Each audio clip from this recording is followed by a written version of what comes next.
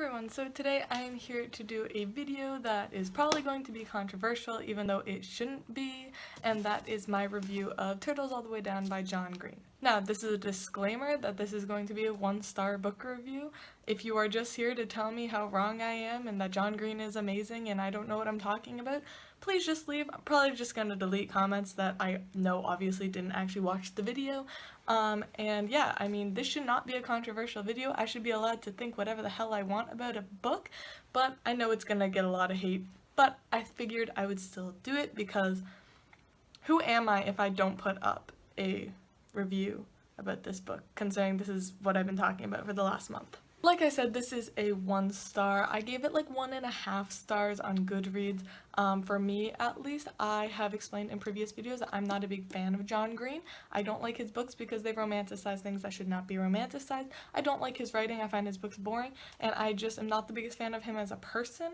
But like, I'm not telling you not to read this book. I'm not telling you to hate him. I'm not telling you to hate his books. I understand a lot of people have nostalgia over his books because they read them when they were teenagers, and I even admit that I quite liked The Fault in Our Stars when I first read it when I was like 14, when it had like first come out. I thought it was great, and then I had read his other books later, like a couple years later, and I was like, wow, this is really not okay, and I reread The Fault in Our Stars, and every single book I've read by him now has a 1-star on Goodreads for me. You might be wondering, Kate, why did you even bother read this book if you figure you're gonna hate it? I respect John Green. As much as I don't particularly like him that much, I respect him a lot because I think he has done amazing things for the YA genre and kind of revolutionizing like contemporary YA. Like, I can't argue that. He has done a lot. He is a really good person with all of the charity stuff he does and things for people who have cancer. Like, he did that whole thing with that girl. I don't remember her name, I'm sorry. But he is a good guy. Like, I can't get past that. I just personally don't like his books, and I'm not the biggest fan of him. Like, I can still understand that he's a good dude, he has done a lot, and I should respect him. But that doesn't stop me from not enjoying his book. This book, firstly, let me just say, this is probably the, like, most boring John Green book I've read. Like, all of his books I find pretty pointless. Like, I don't think they have much plot to them at all, and I can never get into them very much. But this one in particular, I just could not understand what he was thinking with this plot. If you guys didn't know, this is a book about a young girl who, first off, you don't find out she's a girl for 30 pages into the book. I saw a couple other people comment on that, and I must agree, I thought it was a boy at first. John Green is not very good at character voices, but this is about a girl who, she's best friends with this other girl, and then this billionaire guy goes missing, and of course it happens to be the girl's like friend from childhood's dad, and then it's like a detective mystery, and they're trying to find out where the dad went, but also the entire plot wraps up halfway through the book. And yeah, it wasn't that interesting, and that plot doesn't even really drive the story. The story is literally just like nothing. Again, that plot is like wrapped up within the first like 100 pages of the book, and I don't know why it continued on for another like almost 200 pages. Besides for John Green to be able to write about mental illness. Like, that's all that the rest of this book was. But yeah, I mean, I just personally find John Green's books just not very interesting, and maybe it's because I am 20 years old and I'm not in high school anymore, so I don't really connect to the characters anymore, and I don't really care about what's happening to like 16-year-olds in high school. Like, I just don't care anymore. But like, I've never been able to get into John Green books besides when I first read The Fault in Our Stars. This book took me 3 days to read during a readathon, which that's a long time for me to be reading a book during a readathon. Another reason I just didn't like this, again, kind of just because of what it is, and I am older, probably one of, not the older people of the world who's reading this, but I am older than its intended audience, is that I thought this was the tropiest thing I've ever seen in my life. So I want to say John Green has moved past his manic pixie dream girl fetish, but like, there is a character who can kind of still fit that stereotype. But moving past that, we still have like the rich character. I don't know why this has been pissing me off. There's so many books nowadays that like the rich character, there's a rich character, like a love interest or the main character, who just like basically just waves their hand and there's money, and then all of the problems are fixed. And I'm just like, that's not how real life works. So we have the rich character. We have so many characters being quirky for absolutely no reason. And someone commented on my like Goodreads review saying like, well, do they need a reason? And I'm like, okay, in real life, sure, there might be quirky people. But like, first off, not usually past high school. Just saying, I'm in college. I have been in college for a while, and I've been in the workforce for a while, and there's no one who's like this in the real world. Just saying.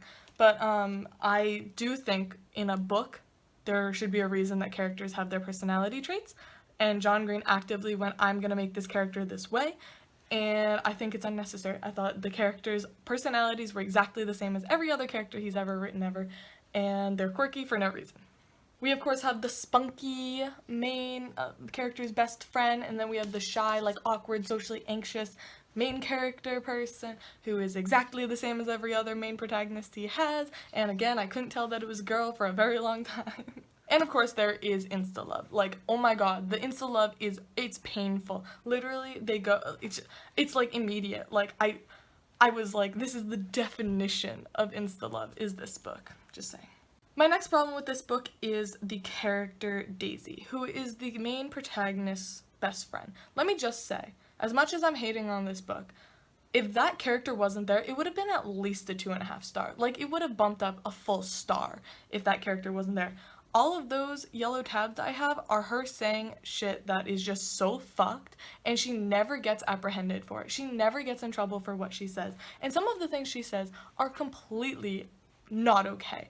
And the main character is still best friends with her at the end, and I just could not get behind that at all. I've been in a couple of toxic friendships that I've had to stop, and I'm just like, this was like the definition of a toxic friendship. And I'm like, I could not believe she was still friends with her in the end after certain things that she said. So I'm just gonna read out a couple quotes. If you don't want to hear quotes exactly from the book, like fast forward, okay? I'm just gonna read them off of my Goodreads so I don't have to find them in here. Quote, I know you think you're poor or whatever, but you don't know anything about actually being poor. The next two quotes are said to the mentally ill character of the book. Quote, you're slightly tortured, and the way you're tortured is sometimes also painful for like everyone else around you. Quote, Michael, who's another character in the book, said once that you're like mustard, great in small quantities, but like a lot of you is like a lot. Both those quotes were talking about the main character's mental illness. And then the last one, this last quote just pissed me off because of how wrong it is in today's society. We have already pointed out how wrong it is to like be hurtful towards boys and being sensitive and stuff like that. And this quote was in this book. I wish boys didn't have all these feelings I have to manage like a fucking psychiatrist. I'm sorry, if you just heard me say those quotes and you didn't get a little upset, like, reevaluate a little bit, because that's kind of fucked. Those are fucked. Like, and those are quotes directly out of this book of a character who never gets in trouble for saying these things. Just saying, I didn't think that was okay at all. Especially just not in a book that was published in 2017. Like, you know, you might have gotten away with that last quote 10 years ago, but like, considering that is such a topic of interest, I can't believe that stayed. And then there were a couple of things that I just didn't understand why they were there. They were just there for no reason. I made a joke to my friend and in my vlog where I was reading this book that John Green had a word count quota that he had to meet, so he just added in random things, such as the fact that I think I can find this one. Page 52, he describes what an Applebee's is. I'm pretty sure most people know what an Applebee's is, and if you don't know what an Applebee's is, just saying the restaurant Applebee's probably would have been totally sufficient. We don't need like a 2-paragraph description of Applebee's. And then there was another part where I think this was one of my like updates on Goodreads, where she says, I smiled, it was an inside joke that literally no one else would get, and then doesn't explain the joke.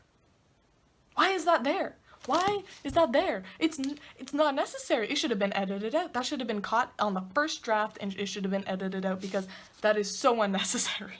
Now I'm going to talk about the mental illness part. I don't think I mentioned it at the beginning of this video, but I am a person who has OCD and anxiety, or mostly OCD, but OCD is an anxiety disorder.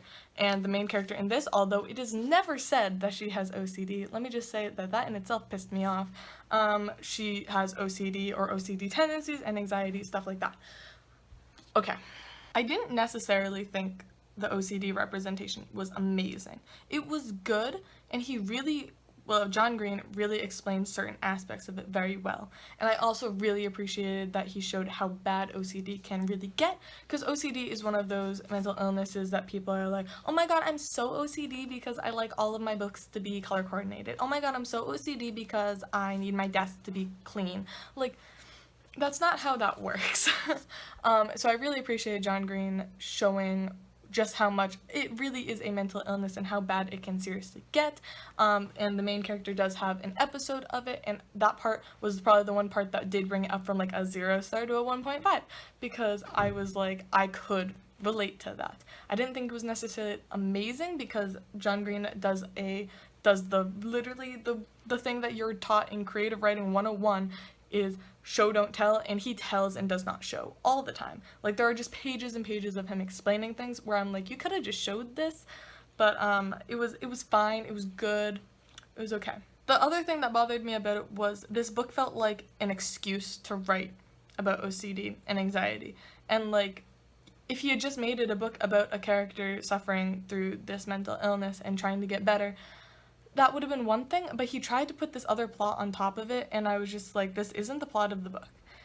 You marketed this as like a detective story, and it's not a detective story at all. It's just about her having OCD. And like, I get that a lot of people are gonna relate to it and are gonna like find this really great and everything, but I was just like, as a reader/editor standpoint, I was just like, you just wanted to write about this one thing and you made it into an entire book. I didn't think it was necessary. I thought it was a little over the top, and I was just kind of like, he could have done it better.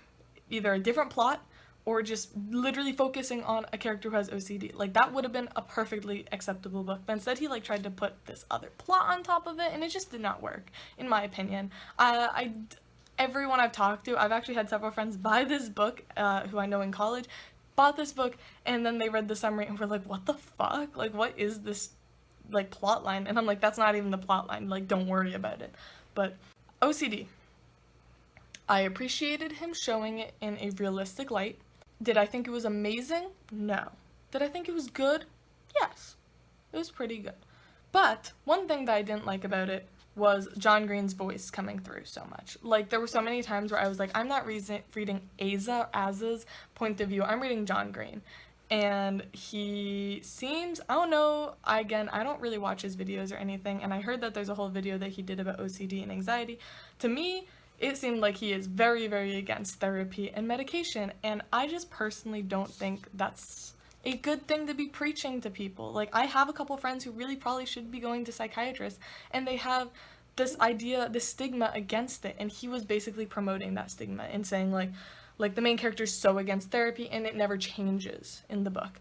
And she's also very, very against medication, and that again never changes in the book. And he puts down like therapy and medication, and I'm like, medication might not work for everyone, it's not something that everyone is okay with, but most people get a lot of help from it, and a lot of people get a lot of help from therapy, and I was just like, dude, you should not be putting this down in a YA book young, very easily influenced people are going to be reading. To me, that just bothered me a lot. But that is basically everything I have to say about this book. I wasn't a big fan of the character Daisy. I thought she was really fucked up and she should have been edited out. I didn't like how tropey it was. I mean, I guess I was kind of asking for that because it's YA. I thought the OCD rep was okay, it wasn't great, but this entire book just should have been something else. But anyways, I hope you guys all enjoyed this review. Please leave down in the comments what you guys think of this book. Again, I am not going to appreciate comments that are just like, you're wrong, John Green is amazing. Yeah, I'm not going to appreciate those. We'll honestly probably delete them just because I don't need that for my own mental health, people hating on me constantly. But if you did watch all the way through this video, please leave down in the comments below, like, either exactly why you don't agree with me or why you do agree with me. I love discussions, and that's why I put up so many reviews that are kind of controversial and not necessarily good reviews, because they're kind of some of my favorite things to get discussions going. Plus, like I've always said, I like hating books more than I even like loving books. Like, not gonna lie, I feel like I talk about books that I hate way more than I talk about books that I love.